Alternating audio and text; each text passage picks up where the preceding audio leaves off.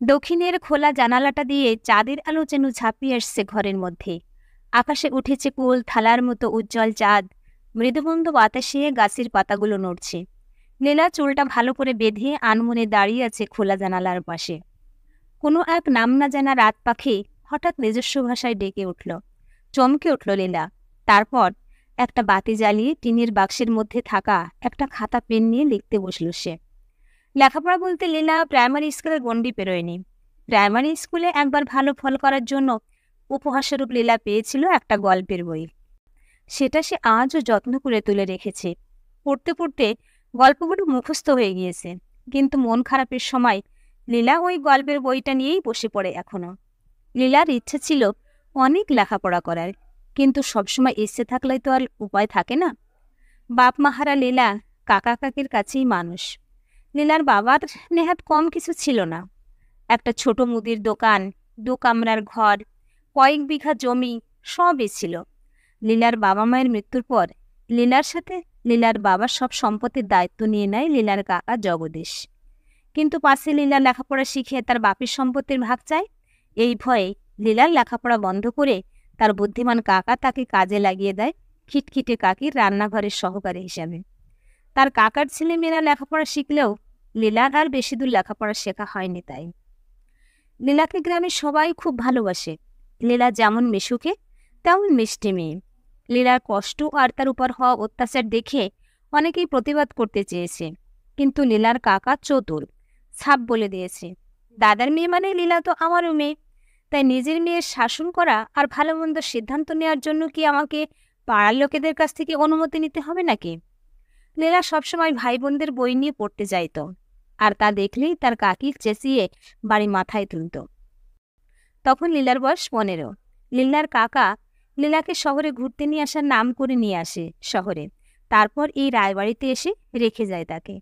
যাওয়ার সময় বলে যায়, তোকে এ বাড়িতে রেখে গেলাম, খাওয়া পড়া সব এরাই দেবে, কাজ তেমন কিছু করতে হবে না, ওই টুকিটাকে গিন্নি মায়ের হাতে হাতে। লীলা হতভম্ব হয়ে যায় কাকার এই ব্যবহারে। কান্নাকাটি করে বাড়ি ফিরে যেতে চাইলে কাকা রক্তচক্ষু দেখিয়ে বলে, ধাড়ি মেয়ে, ঘরে বসে কাড়ি কাড়ি গিলবি সেটা হচ্ছে না, খেটে খা। আমার ঘরেও একটা মেয়ে আছে, তার বিয়ে দিতে হবে, তুই ঘরে থাকলে ওর বিয়েও দিতে পারবো না, লোকে নানা কথা শোনাবে বলে চলে যায় লীলাকে রেখে। লীলা প্রথম প্রথম খুব কান্নাকাটি করেছিল, তারপর আস্তে আস্তে মানিয়ে নিতে শুরু করেছিল। লীলার থাকার জায়গা হয়েছিল চিলেকোঠার ঘরের ভাঙাচোরা জিনিসের মাঝে একটা ছোট তক্তপোষে। বাড়িতে লোক বলতে রিটায়ার্ড রায়বাবু আর তার স্ত্রী, এক ছেলে বিদেশে থাকে, বছরে একবার আসে।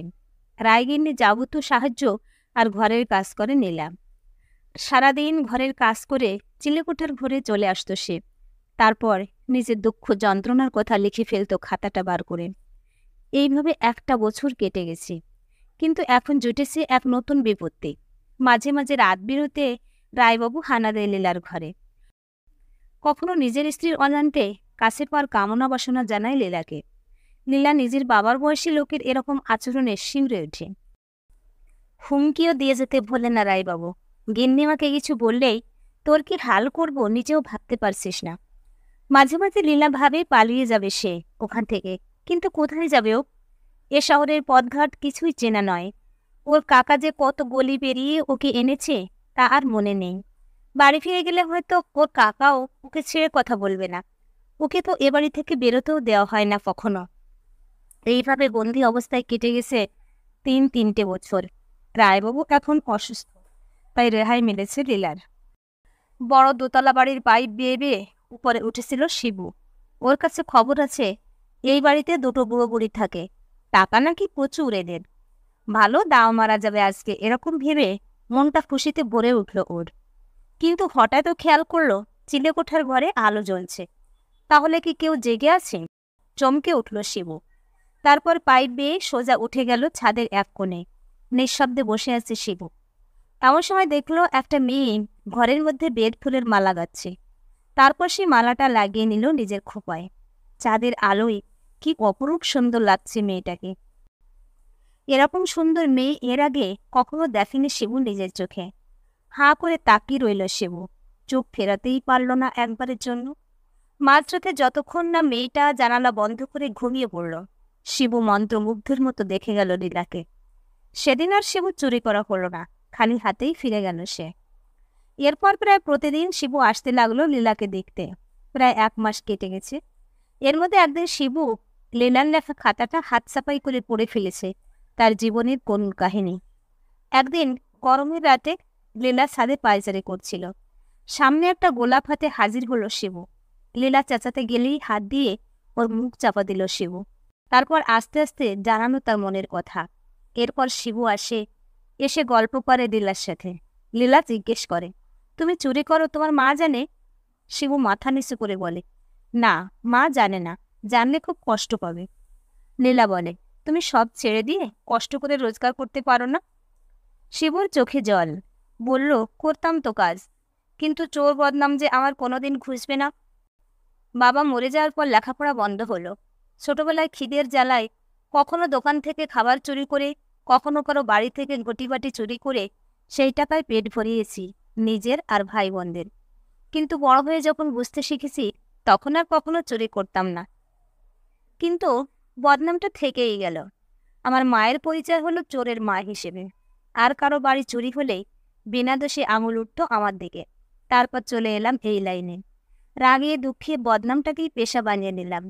আমার মতো অনেক সিসকে চোর আর আমি একসাথে থাকি এখানে। মা জানে আমি কাজ করে টাকা পাঠাই। একদিন রাতে লীলা একটা পুতলিতে নিজের জিনিসপত্র নিয়ে শিবুর সাহায্যে নিজেকে মুক্ত করলো নিজের বন্দি জীবন থেকে। মন্দিরে নিয়ে গিয়ে শিবু রাঙিয়ে দিল লীলার সিথি। তারপর দিন সকালে বাড়ি নিয়ে চলে গেল লীলাকে। শিবুর মা লীলাকে বুকে টেনে নিল, বরণ করে ঘরে তুলে নিল লীলাকে। শিবু এখন নিজের বাড়ি থেকেই কাজ করে সংসার চালায়। কিন্তু আশেপাশের লোকের কাছে লীলা পরিচিত হলো চোরের বউ নামে। শাশুড়ির চোখে জল আর বরের দুঃখ দেখে মনে মনে সব মানুষগুলোকে ভালো রাখার উপায় খুঁজতে লাগলো লীলা। এর মধ্যে রায়বাবু সুস্থ হয়েছে খবর পেয়ে শিবু এক রাতে আবার হানা দিয়েছে রায়বাড়িতে। না, চুরি করার জন্য নয়, একটা আধলা ইট নিয়ে সজোরে ছুরি মেরেছে বুড়োর মাথায়। রক্তে ভেসে গেছে চারদিক। মরেনি সে, তবে বুড়ো তার আহত হয়েছে। একদিন রাতে লীলা বলল, এখানে থাকলে চিরকাল তোমাকে বিনা দোষী লোকের খারাপ কথা শুনতে হবে। তার থেকে চলো দূরে কোথাও গিয়ে নতুন করে ঘর পাতি। কিন্তু কোথায় যাব? লীলা হেসে বলল, কেন? আমাদের গ্রামে। খুঁজে বার করতে পারবে না আমার বাড়ির ঠিকানা?